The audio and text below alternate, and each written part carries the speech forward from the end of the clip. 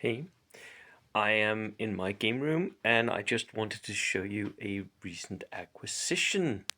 One of the things that we see many people do when they build tables for bolt action, especially, is that they get themselves some, you know, model trains because it's a hobby that's sort of adjacent to our hobby, right?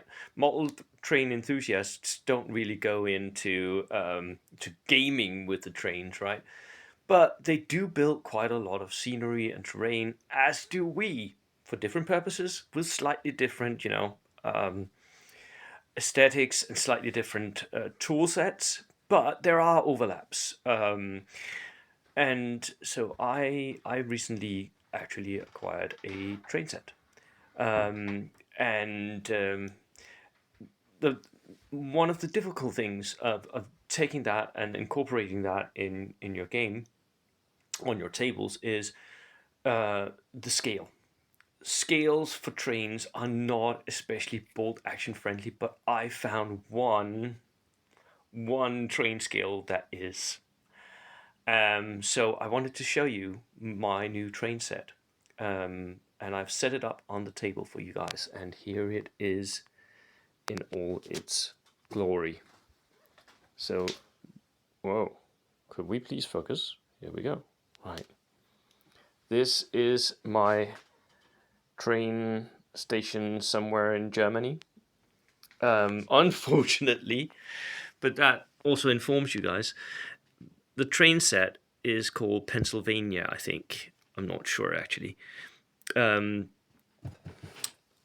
so it's an American set, and it's actually quite nice because these doors they can actually open.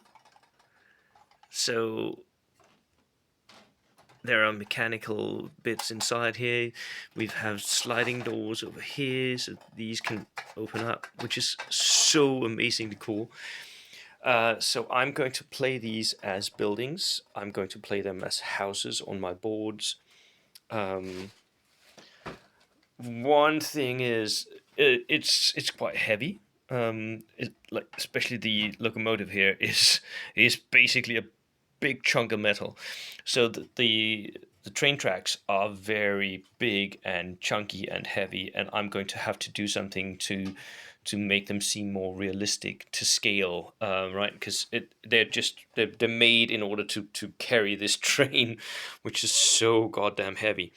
Um, so I'm going to lay down some wooden sticks underneath them so that they look more train tracky, and then create a base, I think, for them with a pile of stones so they look like real train tracks.